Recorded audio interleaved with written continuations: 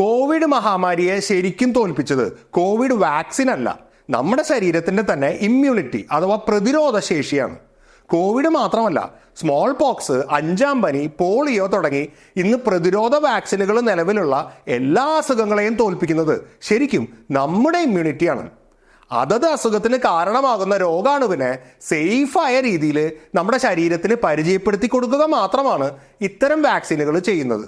ഓരോ പ്രത്യേക രോഗാണുവിനെയും തുരത്താനുള്ള മറുമരുന്ന് അല്ലെങ്കിൽ ആൻറ്റിബോഡി ഉണ്ടാക്കുന്നതും അതുവഴി പ്രതിരോധം തീർക്കുന്നതും നമ്മുടെ ശരീരം തന്നെയാണ്. നമ്മുടെ ശരീരത്തിൻ്റെ ഇമ്മ്യൂൺ സിസ്റ്റം ശരിക്കും അത്ഭുതകരമായ ഒരു പ്രതിഭാസമാണ്. നേരത്തെ പറഞ്ഞ ഓൾറെഡി വാക്സിനുകൾ കണ്ടുപിടിച്ചിട്ടുള്ള പകർച്ചവ്യാധികൾ മാത്രമല്ല, നമുക്ക് സാധാരണ വരുന്ന ജലദോഷപ്പനി, തൊണ്ടവേദന, വയറിളക്കം തുടങ്ങി ചിക്കൻ ബോക്സ് വരെയുള്ള മിക്ക അസുഖങ്ങളെയും പൊരുതി തോൽപ്പിക്കുന്നത് നമ്മുടെ ഇമ്മ്യൂണിറ്റി തന്നെയാണ്. അതായത് നമുക്ക് ഡെയിലി ബേസിസിൽ വന്നു പോകുന്നതും ഇനി വരാനിരിക്കുന്നതുമായ 99% അസുഖങ്ങൾക്കും സ്വന്തമായി ആൻറ്റിബോഡീസ് ഉണ്ടാക്കാനുള്ള ഒരു പ്രത്യേക കഴിവ് നമ്മുടെ ശരീരത്തിൻ്റെ ഇമ്മ്യൂൺ സിസ്റ്റത്തിനുണ്ട്. പക്ഷേ എങ്ങനെ? ഇത്രയും അധികം വെറൈറ്റി അസുഖങ്ങളെ നമ്മുടെ ഇമ്മ്യൂൺ സിസ്റ്റം എങ്ങനെ ഫൈറ്റ് ചെയ്യുന്നു? ഇതിനൊക്കെയുള്ള മരുന്ന് അഥവാ ആൻറ്റിബോഡി നമ്മുടെ ശരീരം എങ്ങനെ സ്വന്തമായി കണ്ടുപിടിക്കുന്നു? ഇത്രയും നല്ലൊരു ഇമ്മ്യൂൺ സിസ്റ്റം ഉണ്ടായിട്ടും പിന്നെ എന്തുകൊണ്ട് ഒരുപാട് ആളുകൾ അസുഖങ്ങൾ മൂലം മരിക്കുന്നു? അതാണ് നമ്മൾ ഈ വീഡിയോ വഴി കാണാൻ പോകുന്നത്. ഹായ് ഫ്രണ്ട്സ്, സയൻസ് ഫോർ മാസിൻ്റെ പുതിയൊരു വീഡിയോയിലേക്ക് സ്വാഗതം. നമ്മുടെ ഈ ലോകത്ത് ബാക്ടീരിയ, വൈറസ് ഒക്കെ പോലെയുള്ള രോഗാണുക്കൾ പണ്ട് തൊട്ടേ ഉണ്ട്. പണ്ട് എന്ന് പറയുമ്പോൾ പരമ്പരാഗതമോ ആധുനികമോ ആയ എല്ലാതരം ചികിത്സാ രീതികളും വരുന്നതിന് മുമ്പും ഇത്തരം സൂക്ഷ്മാണുക്കളുണ്ട്. എന്നിട്ടും നമ്മൾ ഇതുവരെ സർവൈവ് ചെയ്തിട്ടുണ്ടെങ്കിൽ അതിനുള്ള പ്രധാന കാരണം നമ്മുടെ ഇമ്മ്യൂൺ സിസ്റ്റം തന്നെയാണ്. ബ്രെയിൻ കഴിഞ്ഞാൽ നമ്മുടെ ശരീരത്തിലെ ഏറ്റവും കോംപ്ലിക്കേറ്റഡ് ആയ സിസ്റ്റം ഇമ്മ്യൂൺ സിസ്റ്റമാണ്. അതിന് പല ലെയറുകളുണ്ട്. ഒരുപാട് വിവിധ തരം സെൽസ് അഥവാ കോശങ്ങൾ ഇതിൻ്റെ ഭാഗമാണ്. അതുകൊണ്ട് എളുപ്പത്തിൽ മനസ്സിലാക്കാൻ വേണ്ടി ചില ഉദാഹരണങ്ങൾ വഴിയാണ് കാര്യങ്ങൾ പറയാൻ ഉദ്ദേശിക്കുന്നത്. നമ്മുടെ ശരീരം പണ്ട് കാലത്ത് ഒരു കൊച്ചു സിറ്റിയാണെന്ന് വിചാരിക്കുക. ബാഹുബലി സിനിമയിലെ മഹിഷ്മതി പോലെ. അതിനെ ആക്രമിക്കാൻ വരുന്ന കാലകയറ് പോലെയുള്ള ശത്രുക്കളാണ് ബാക്ടീരിയ, വൈറസ് ഒക്കെ പോലെയുള്ള സൂക്ഷ്മാണുക്കൾ എന്ന് വിചാരിക്കുക. ഒരു സിറ്റിയുടെ ഫസ്റ്റ് ലൈൻ ഓഫ് ഡിഫൻസ് എന്ന് പറയുന്നത് സിറ്റിക്ക് ചുറ്റും പണിതിട്ടുള്ള കോട്ട മതിലാണ്. അതുപോലെ തന്നെ നമ്മുടെ ശരീരത്തിൻ്റെ ഫസ്റ്റ് ലൈൻ ഓഫ് ഡിഫൻസ് നമ്മുടെ സ്കിന്നാണ്. നമ്മുടെ ശരീരത്തിൻ്റെ ആന്തരികമായ ഭാഗങ്ങളെ എക്സ്റ്റേണൽ വേൾഡിൽ നിന്നും വേർതിരിച്ച് സംരക്ഷിക്കുന്നത് സ്കിന്നാണ്. സ്കിൻ എന്ന് പറയുമ്പോൾ നമ്മൾ പുറമേ കാണുന്ന ഈ സ്കിന്ന് മാത്രമല്ല അതിൻ്റെ ഭാഗമാവുന്നത്. നമ്മുടെ വായുടെ ഉള്ളിലും കുടലിൻ്റെ ഉള്ളിലും മൂക്കിൻ്റെ ഉള്ളിലൊക്കെയുള്ള പലതരത്തിലുള്ള മെമ്പറൈൻസും ഇതിൻ്റെ ഭാഗമാണ്. ഒരു സിറ്റിയെ പൂർണ്ണമായും കോട്ടമതിലുകൾ കൊണ്ട് അടച്ചുപൂട്ടാൻ നമുക്ക് കഴിയില്ല. സിറ്റിയുടെ അകത്തേക്കും പുറത്തേക്കും കടക്കാൻ ഈ കോട്ടമതിലിന് പല ഭാഗത്തായിട്ട് വാതിലുകൾ ഉണ്ടാവും. അത്തരം സ്ഥലങ്ങൾ വീക്ക് സ്പോട്ട്സ് ആണ്. അതുകൊണ്ട് തന്നെ അത്തരം സ്ഥലങ്ങളിൽ എക്സ്ട്രാ പ്രൊട്ടക്ഷന് വേണ്ടി വേറെ സംവിധാനങ്ങൾ ഉണ്ടാവും. എന്ന് പറഞ്ഞ പോലെ നമ്മുടെ ശരീരത്തിൻ്റെ പല എൻട്രൻസുകളിലും എക്സ്ട്രാ പ്രൊട്ടക്ഷൻ ഉണ്ട്. ഇപ്പോൾ ഉദാഹരണത്തിന് മൂക്കിനുള്ളിലും ശ്വാസനാളത്തിലും ഒക്കെയുള്ള മെമ്പറൈൻസിൻ്റെ പുറത്തായിട്ട് മ്യൂക്കസ് എന്ന് വിളിക്കുന്ന ദ്രാവക രൂപത്തിലുള്ള ഒരു കോട്ടിംഗ് ഉണ്ടായിരിക്കും. നമ്മുടെ ശരീരത്തിനകത്തേക്ക് കടക്കാൻ ശ്രമിക്കുന്ന ബാക്ടീരിയകളെ ഈ ദ്രാവകം ട്രാപ്പ് ചെയ്യും. നമ്മുടെ വയറിനകത്തുള്ള മെമ്പറൈൻ്റെ സർഫസിലും ഒരു പ്രത്യേക തരം മ്യൂക്കസ് ഉണ്ട്. ഇതുകൂടാതെ വയറിനകത്ത് ദഹനത്തിന് വേണ്ടിയുള്ള ആസിഡുകളും ഉണ്ടാവും. ഇതൊക്കെ ശരീരത്തിലേക്ക് രോഗാണുക്കൾ കടക്കുന്നതിൽ നിന്നും തടയുന്ന ഘടകങ്ങളാണ്. ഇതൊക്കെ ചേർന്നതാണ് നമ്മുടെ ശരീരത്തിൻ്റെ ശരിക്കുള്ള ഫസ്റ്റ് ലൈൻ ഓഫ് ഡിഫൻസ്. പക്ഷേ ഇത് പാസീവ് ഡിഫൻസ് ആണ്. അതായത് രോഗാണുക്കൾ അകത്ത് കടക്കാതിരിക്കാൻ തടസ്സങ്ങൾ തീർക്കുക മാത്രമാണ് ഇത് ചെയ്യുന്നത്. അല്ലാതെ രോഗാണുക്കളെ നേരിട്ട് ഫൈറ്റ് ചെയ്യുന്നില്ല. അതുകൊണ്ട് പലരും ഇതിനെ ഇമ്മ്യൂൺ സിസ്റ്റത്തിൻ്റെ ഭാഗമായിട്ട് കണക്കാക്കാറില്ല. രോഗാണുക്കളെ നേരിട്ട് ഫൈറ്റ് ചെയ്യുന്ന ആക്റ്റീവ് ഡിഫൻസ് സിസ്റ്റത്തെയാണ് പൊതുവെ പലരും ഇമ്മ്യൂൺ സിസ്റ്റമായിട്ട് കണക്കാക്കാറ്. അതിൽ തന്നെ 2 സ്റ്റേജ് ഉണ്ട്. ഒന്ന്, എല്ലാതരം രോഗാണുക്കളെയും കൈകാര്യം ചെയ്യുന്ന ജനറൽ പർപ്പസ് ഇമ്മ്യൂൺ സിസ്റ്റം അഥവാ ഇനേറ്റ് ഇമ്മ്യൂൺ സിസ്റ്റം. 2, ഓരോ പ്രത്യേക രോഗാണുവിനും വേണ്ടി സ്പെസിഫിക് ആയിട്ട് ഡിസൈൻ ചെയ്യപ്പെട്ടിട്ടുള്ള അഡാപ്റ്റീവ് ഇമ്മ്യൂൺ സിസ്റ്റം. ഇവ രണ്ടും എങ്ങനെയാണ് പ്രവർത്തിക്കുന്നത് എന്നാണ് നമ്മൾ ഇനി നോക്കാൻ പോകുന്നത്. നമ്മൾ നേരത്തെ പറഞ്ഞ സ്കിന്ന്, മ്യൂക്കസ് ഒക്കെ പോലെയുള്ള പാസീവ് ഡിഫൻസ് കടന്ന് രോഗാണുക്കൾ നമ്മുടെ ശരീരത്തിനകത്ത് കടന്നു എന്ന് വിചാരിക്കുക. ഇത് പല രീതിയിലും സംഭവിക്കാം. ഒന്നുകിൽ കോവിഡിൻ്റെ കാര്യത്തിൽ സംഭവിച്ച പോലെ കണ്ണ്, മൂക്ക്, വായ തുടങ്ങിയ ഏതെങ്കിലും ഒരു ഓപ്പണിംഗ് വഴി രോഗാണുക്കൾ അകത്ത് കടന്നു എന്ന് വരാം. അല്ലെങ്കിൽ സ്കിന്നിൽ ഒരു മുറിവ് പറ്റി അതുവഴി രോഗാണുക്കൾ അകത്ത് കയറാം. തൽക്കാലം അതാണ് സംഭവിച്ചത് എന്ന് വിചാരിക്കാം. അതായത് നമ്മുടെ സിറ്റിയുടെ കോട്ടമതിൽ എങ്ങനെയോ തകർന്ന് ശത്രുക്കൾ അകത്ത് കടന്നു. അങ്ങനെ കടക്കുന്ന ബാക്ടീരിയകൾ നമ്മുടെ മുറിവ് പറ്റിയ ഭാഗത്തെ കോശങ്ങളുമായിട്ട് കോണ്ടാക്റ്റിൽ വരുമ്പോൾ ആ സെൽസ് ചില കെമിക്കൽസ് പുറപ്പെടുവിക്കും. ഈ കെമിക്കൽസ് ഒരു അപായ സിഗ്നലായിട്ട് പ്രവർത്തിക്കും. ഇതിൻ്റെ ഫലമായിട്ട് ഒരുപാട് കാര്യങ്ങൾ സംഭവിക്കും. ഒന്ന്, മുറിവിൻ്റെ അടുത്തുള്ള ബ്ലഡ് കാപ്പിലറീസ് അഥവാ നേർത്ത രക്തക്കുഴലുകൾ വികസിക്കാനും അതുവഴി കൂടുതൽ ദ്രാവകങ്ങൾ മുറിവ് പറ്റിയ സ്ഥലത്തേക്ക് എത്താനും കാരണമാവും. മുറിവിന് ചുറ്റുമായിട്ട് ചെറിയ തോതിൽ നീര് വരാൻ ഇതാണ് കാരണം. ഇതുവഴി ഡാമേജ് റെക്ടിഫൈ ചെയ്യാൻ ആവശ്യമായ റോ മെറ്റീരിയൽസ് ആ ഭാഗത്തേക്ക് കൂടുതലായിട്ട് വരും. ഒപ്പം നമ്മുടെ ഡാമേജ്ഡ് സെൽസിനെ സ്പോട്ടിൽ നിന്നും ക്ലിയർ ചെയ്യുന്ന പ്രവൃത്തിയും കൂടുതലായിട്ട് നടക്കും. 2, മുറിവിന് ചുറ്റുമുള്ള ശരീര താപനില ചെറുതായിട്ടൊന്ന് ഉയരും. ഇത് അവിടെയുള്ള കോശങ്ങളുടെ മെറ്റാബോളിക് റേറ്റ് കൂട്ടും. മുറിവ് പെട്ടെന്ന് ഹീൽ ചെയ്യാൻ ഇത് സഹായിക്കും.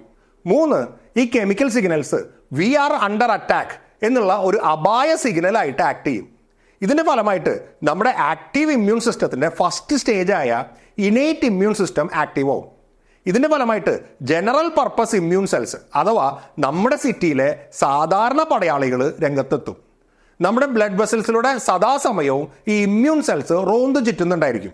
മുറിവ് പറ്റിയ സ്ഥലത്തെ കോശങ്ങൾ പുറപ്പെടുവിക്കുന്ന അപായ സിഗ്നൽ ലഭിച്ചു കഴിയുമ്പോൾ അവ ഈ സ്ഥലത്തേക്ക് ചെല്ലും.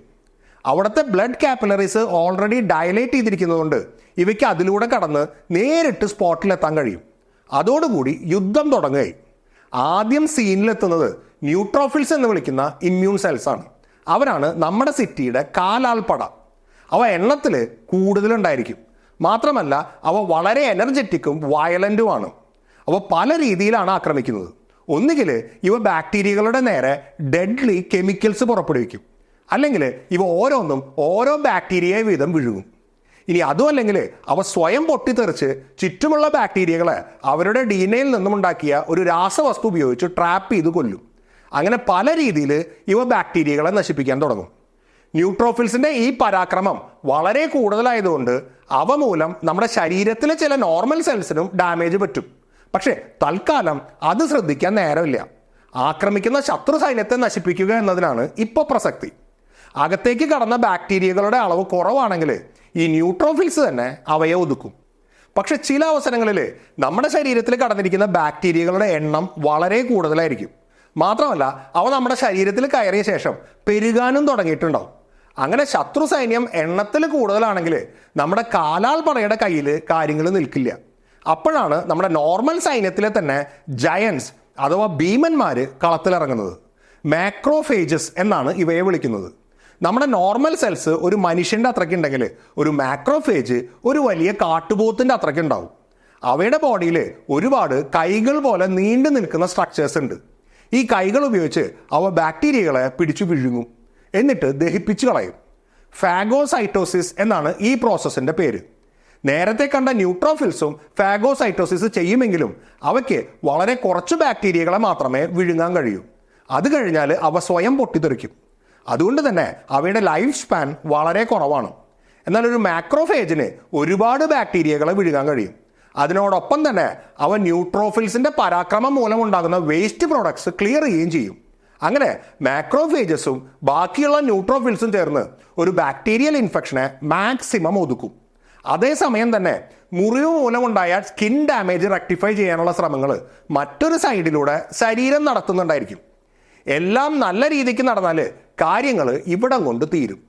എന്നാൽ ഉള്ളിൽ കടന്ന ബാക്ടീരിയകൾ എണ്ണത്തിൽ ഒരുപാട് കൂടുതലോ അല്ലെങ്കിൽ കൂടുതൽ ശക്തനോ ആണെങ്കിൽ കാര്യങ്ങൾ ഇവിടം കൊണ്ട് നിൽക്കില്ല.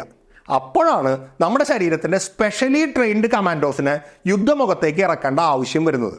അതായത് നമ്മുടെ ആക്റ്റീവ് ഇമ്മ്യൂൺ സിസ്റ്റത്തിൻ്റെ സെക്കൻഡ് സ്റ്റേജായ അഡാപ്റ്റീവ് ഇമ്മ്യൂൺ സിസ്റ്റം അപ്പോഴാണ് രംഗത്ത് വരുന്നത്. ഇതിൻ്റെ ആദ്യ പടിയായിട്ട് നമ്മുടെ ശരീരം കുറേ ഇൻ്റലിജൻസ് ഓഫീസർമാരെ യുദ്ധമുഖത്തേക്ക് ഇറക്കും. ഡെൻഡ്രൈറ്റിക് സെൽസ് എന്നാണ് ഈ കോശങ്ങളുടെ പേര്. അവയുടെ പ്രധാന ജോലി നമ്മുടെ ശരീരത്തിനെ ഇൻഫെക്റ്റ് ചെയ്യുന്ന ബാക്ടീരിയയുടെ സാമ്പിൾ ശേഖരിക്കുക എന്നുള്ളതാണ്. ഈ ഡെൻഡ്രൈറ്റിക് സെൽസും ഇനേറ്റ് ഇമ്മ്യൂൺ സിസ്റ്റത്തിൻ്റെ ഭാഗമാണ്. അവ വന്ന ഉടനെ തന്നെ ബാക്ടീരിയയെ വിഴുങ്ങാൻ തുടങ്ങും. എന്നാൽ അതിനെ ദഹിപ്പിക്കുന്നതിന് പകരം പല കഷ്ണങ്ങളാക്കിയിട്ട് സ്വന്തം ശരീരത്തിൻ്റെ പുറത്ത് പ്രദർശിപ്പിക്കുകയാണ് ഇവ ചെയ്യുന്നത്. പണ്ട് യുദ്ധത്തിൽ കൊല്ലുന്ന ആളുകളുടെ ശരീരഭാഗങ്ങൾ കോർത്ത് മാലയുണ്ടാക്കുന്ന പ്രാകൃതമായ ഒരു സ്വഭാവം ചില പോരാളികൾക്കുണ്ടായിരുന്നതായിട്ട് നമ്മൾ കേട്ടിട്ടുണ്ട്. ഏകദേശം അതിന് സമാനമായ ഒരു രീതി തന്നെയല്ലേ ഇത് എന്ന് പെട്ടെന്ന് തോന്നിപ്പോവും. പക്ഷേ ഇവിടെ ഇത് ചെയ്യുന്നതിന് വ്യക്തമായൊരു പർപ്പസ് ഉണ്ട്. ബാക്ടീരിയ കോശങ്ങളുടെ ഭാഗങ്ങൾ കിട്ടിക്കഴിഞ്ഞാൽ പിന്നെ നമ്മുടെ ഇന്റലിജൻസ് ഓഫീസർ യുദ്ധമുഖത്ത് നിൽക്കില്ല. അവർ നേരെ വെച്ച് പിടിക്കും ഡിഫൻസ് ഹെഡ് ക്വാർട്ടേഴ്സിലേക്ക്. അതാണ് ലിംഫ് നോഡ്സ്. നമ്മുടെ ശരീരത്തിൽ ബ്ലഡ് കൂടാതെ മറ്റൊരു ദ്രാവകം കൂടെ ഉണ്ട്, അതാണ് ലിംഫ്. അതിൻ്റെ മലയാള വാക്ക് എന്താണെന്ന് എനിക്കറിയില്ല. ബ്ലഡിൽ നിന്ന് തന്നെയാണ് ലിംഫ് ഉണ്ടാകുന്നത്. പക്ഷേ അവ ഒഴുകുന്നത് വേറെ ട്യൂബുകളുടെ നെറ്റ്വർക്കിലൂടെയാണ്. അതിനെയാണ് ലിംഫാറ്റിക് സിസ്റ്റം എന്ന് വിളിക്കുന്നത്. ഈ നെറ്റ്വർക്കിൻ്റെ പ്രധാന കേന്ദ്രങ്ങളിൽ ലിംഫ് നോഡ് എന്ന് വിളിക്കുന്ന നോഡുകളുണ്ട്. ഒരു അസുഖമായിട്ട് പോകുമ്പോൾ പലപ്പോഴും ഡോക്ടർമാർ നമ്മുടെ കഴുത്തിന് 2 സൈഡിൽ കഴല വന്നിട്ടുണ്ടോ എന്ന് നോക്കുന്നത് ശ്രദ്ധിച്ചിട്ടുണ്ടോ? കഴുത്തിൽ മാത്രമല്ല, ഏതെങ്കിലും തരത്തിലുള്ള ഇൻഫെക്ഷൻ ഉണ്ടായാൽ കാലിൻ്റെ ഒടിയിലോ കക്ഷത്തിലോ ഒക്കെ ഇത്തരത്തിലുള്ള കഴലകൾ വരാറുണ്ട്. ഞാൻ നേരത്തെ പറഞ്ഞ ലിംഫ് നോഡ്സ് എൻലാർജ്ഡ് ആവുന്നതാണ് ഈ കഴല. നമ്മൾ നേരത്തെ കണ്ട ഡെൻഡ്രൈറ്റിക് സെൽസ് ബാക്ടീരിയ കോശത്തിൻ്റെ സാമ്പിൾ കിട്ടിക്കഴിഞ്ഞാൽ നേരെ പോകുന്നത് ഈ ലിംഫ് നോഡുകളിലേക്കാണ്. അവിടെ ടി സെൽസ് എന്ന് വിളിക്കുന്ന ഒരു കൂട്ടം സെൽസ് ഉണ്ടാവും. അവരാണ് ഞാൻ നേരത്തെ പറഞ്ഞ സ്പെഷ്യലി ട്രെയിൻഡ് കമാൻഡോസ്. ഈ ടി സെൽസിന് ഒരു പ്രത്യേകതയുണ്ട്. അവ ഓരോന്നും വ്യത്യസ്തമായിരിക്കും. ഒരു ടി സെല്ല് ഒരു തരം ബാക്ടീരിയയ്ക്ക് മാച്ച് ആവൂ. അങ്ങനെ ഈ ലോകത്തിൽ ഉണ്ടാകാൻ സാധ്യതയുള്ള ഓരോ തരം ബാക്ടീരിയയ്ക്കും സ്യൂട്ടാകുന്ന ഒരു ടി സെല്ലെങ്കിലും നമ്മുടെ ശരീരത്തിലുണ്ടാവും. അതായത് ഇതുവരെ കേട്ടുകേൾവി പോലും ഇല്ലാത്ത ഒരു പുതിയ ബാക്ടീരിയയ്ക്ക് മാച്ച് ആകുന്ന ഒരു ടി സെല്ലും നമ്മുടെ ശരീരത്തിലുണ്ടാവും. അതാണ് നമ്മുടെ ഇമ്മ്യൂൺ സിസ്റ്റത്തിൻ്റെ ഏറ്റവും വലിയ ബ്യൂട്ടി. അതെങ്ങനെയാണ് എന്നുള്ളതിലേക്ക് നമുക്ക് തിരിച്ചു വരാം. തൽക്കാലം നമ്മുടെ ഇൻ്റലിജൻസ് ഓഫീസർ അവിടെ വെയിറ്റിംഗ് ആണ്. അയാളുടെ കയ്യിലുള്ള ബാക്ടീരിയ പാർട്സിന് മാച്ച് ആകുന്ന ടി സെല്ലിനെ കണ്ടുപിടിക്കണം. അത് കുറച്ച് മെനക്കെട് പിടിച്ച പണിയാണ്. നമ്മുടെ ഡെൻഡ്രൈറ്റിക് സെല്ല് അതിൻ്റെ പുറത്ത് പറ്റിച്ചു വെച്ചിരിക്കുന്ന ബാക്ടീരിയ പാർട്സിനെ ഈ ഓരോ ടി സെല്ലിൻ്റെയും പുറത്തുള്ള റിസപ്റ്റേഴ്സുമായിട്ട് മാച്ച് ചെയ്ത് നോക്കും. ഒടുവിൽ ഏതെങ്കിലും ഒരെണ്ണം ക്ലിക്കാവും. അതാണ് ആ ബാക്ടീരിയയെ നശിപ്പിക്കാൻ വേണ്ടി ഡിസൈൻ ചെയ്യപ്പെട്ടിട്ടുള്ള സ്പെഷ്യൽ ടി സെല്ല്. അത് മനസ്സിലായ ഉടനെ ഈ ഡെൻഡ്രൈറ്റിക് സെല്ല് ആ ടി സെല്ലിനെ ആക്ടിവേറ്റ് ചെയ്യും. ഉടനെ തന്നെ ആ ടി സെല്ല് സ്വയം ക്ലോൺ ചെയ്യാൻ തുടങ്ങും, അതായത് മൾട്ടിപ്ലൈ ചെയ്യാൻ തുടങ്ങും.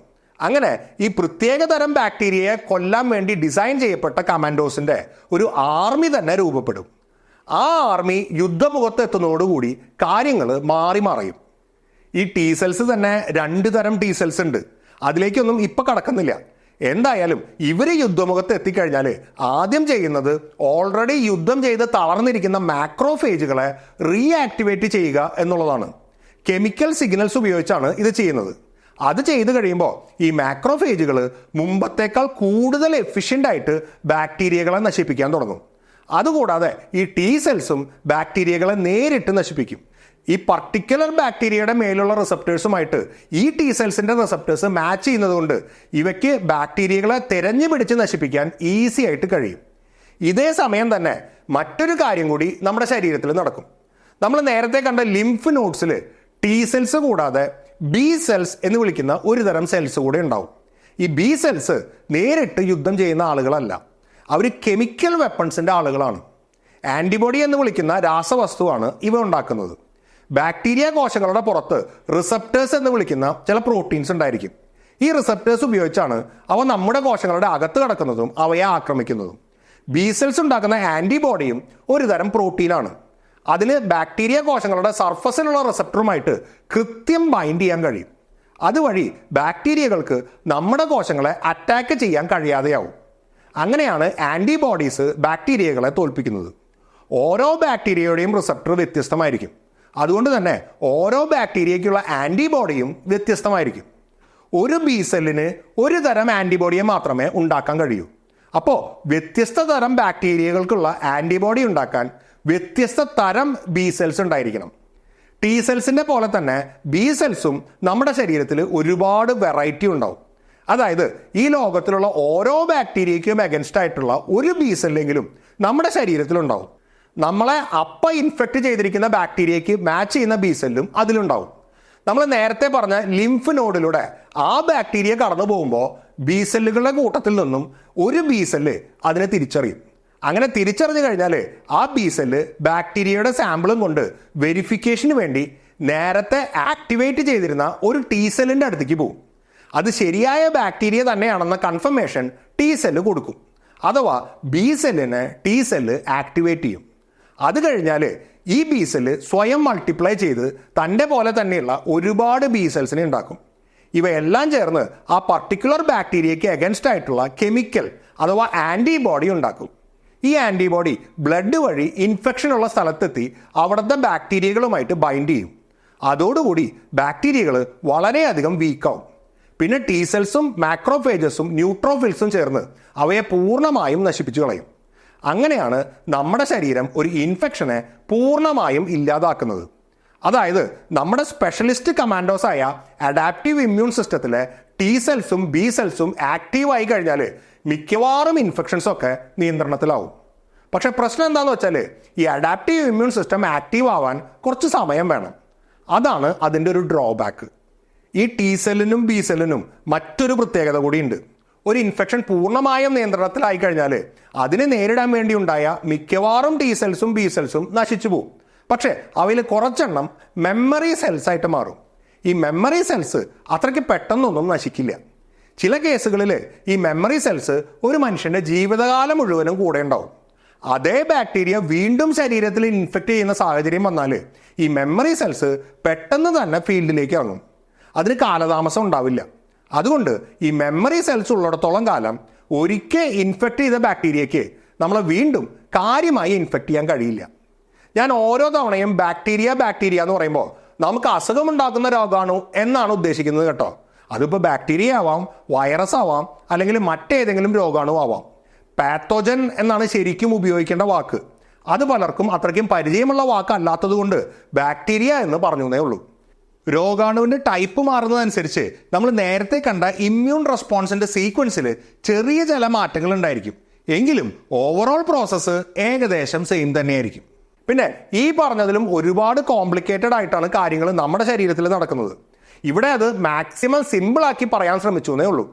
ഇനി നമുക്ക് നോക്കാനുള്ളത് ലോകത്തിലുള്ള എല്ലാ ബാക്ടീരിയകൾക്കും വൈറസുകൾക്കും അഗൻസ്റ്റ് ആയിട്ട് പ്രവർത്തിക്കാൻ ശേഷിയുള്ള ഇത്രയും അധികം വെറൈറ്റി ടി സെൽസിനെയും ബി സെൽസിനെയും നമ്മുടെ ശരീരം എങ്ങനെ ഉണ്ടാക്കുന്നു എന്നുള്ളതാണ്. നമ്മുടെ ശരീരത്തിലെ ഓരോ കോശവും എങ്ങനെ ഇരിക്കണം, എങ്ങനെ ഫങ്ഷൻ ചെയ്യണം എന്നൊക്കെ തീരുമാനിക്കുന്നത് നമ്മുടെ DNA ആണ്. അമ്മയുടെ വയറ്റിൽ ആദ്യത്തെ കോശമായി രൂപപ്പെടുമ്പോൾ തന്നെ നമ്മുടെ DNA സ്ട്രക്ചർ ഫിക്സ് ആയി കഴിഞ്ഞു. പിന്നെ ഓരോ പുതിയ കോശം ഉണ്ടാകുമ്പോഴും അതേ DNA തന്നെയാണ് കോപ്പി ചെയ്യപ്പെടുന്നത്. അതിലൊരിക്കലും ഒരു മാറ്റം സംഭവിക്കുന്നില്ല. അതുകൊണ്ട് നമ്മുടെ എല്ലാ കോശങ്ങളിലുമുള്ളത് ഒരേ DNA തന്നെയാണ്.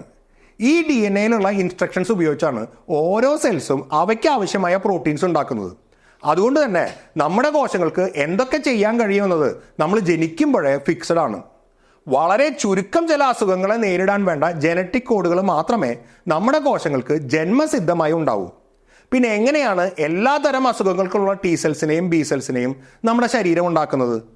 അവിടെയാണ് നമ്മുടെ ശരീരം ഒരു ചീറ്റ് കോഡ് ഉപയോഗിക്കുന്നത്.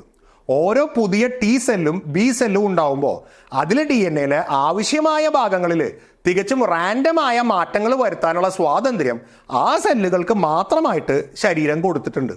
ബി സെല്ലിൻ്റെ കാര്യത്തിൽ അവയുടെ DNAയുടെ ആൻറ്റിബോഡി ഉണ്ടാക്കുന്ന സെഗ്മെൻറ്റിലാണ് ഈ റാൻഡം മാറ്റങ്ങൾ വരുത്തുന്നത്. ടി സെല്ലിൻ്റെ കാര്യത്തിൽ ഒരു ബാക്ടീരിയയെ തിരിച്ചറിയാൻ ആവശ്യമായ റിസപ്റ്റർ പ്രോട്ടീൻ ഉണ്ടാക്കുന്ന DNAയുടെ സെഗ്മെൻറ്റിലാണ് ഈ റാൻഡം മാറ്റങ്ങൾ വരുത്തുന്നത്. ഈ റാൻഡം ചേഞ്ചസ് വഴി കോടിക്കണക്കിന് വ്യത്യസ്ത തരം ടി സെൽസിനെയും ബി സെൽസിനെയും ഉണ്ടാക്കാൻ നമ്മുടെ ശരീരത്തിന് കഴിയും.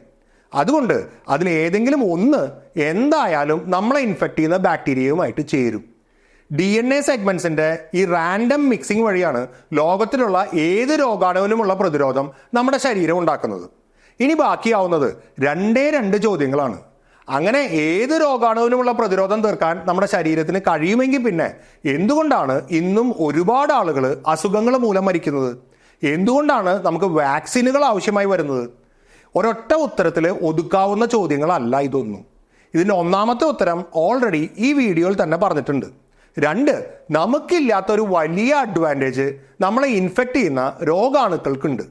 3, പലപ്പോഴും ഒരു അസുഖം വന്ന ഒരാൾ മരിക്കുമ്പോൾ മരണത്തിൻ്റെ നേരിട്ടുള്ള കാരണമാകുന്നത് ആ രോഗാണു അല്ല. ഉദാഹരണത്തിന് കോവിഡ് മൂലം മരിച്ച ഭൂരിഭാഗം ആളുകളുടെയും മരണത്തിന് നേരിട്ടുള്ള കാരണമായത് ശരിക്കും ആ വൈറസ് അല്ല. കുറച്ച് ഡീറ്റെയിൽഡ് ആയിട്ട് പറയേണ്ട വിഷയങ്ങളാണ് ഇതൊക്കെ. സമയക്കുറവ് മൂലം ഇത് മുഴുവനും ഈ വീഡിയോയിൽ ഉൾക്കൊള്ളിക്കാൻ കഴിയില്ല. അതുകൊണ്ട് നമുക്കിത് അടുത്ത വീഡിയോയിൽ കാണാം. ഈ വീഡിയോ നിങ്ങൾക്ക് ഇഷ്ടമായെങ്കിൽ അത് ലൈക്കും ഷെയറും ചെയ്യുക. ഇതുപോലുള്ള കൂടുതൽ വീഡിയോകൾക്കായി ഈ ചാനൽ സബ്സ്ക്രൈബ് ചെയ്യുകയും ബെൽ ഐക്കൺ എനേബിൾ ചെയ്യുകയും ചെയ്യുക. ഓർക്കുക, ഒരറിവും ചെറുതല്ല. അറിഞ്ഞിട്ടിപ്പോൾ എന്താ ഗുണം എന്ന ചോദ്യത്തിന് പ്രസക്തിയില്ല. അറിവ് അറിവിൽ തന്നെ പൂർണ്ണമാണ്. Thank you.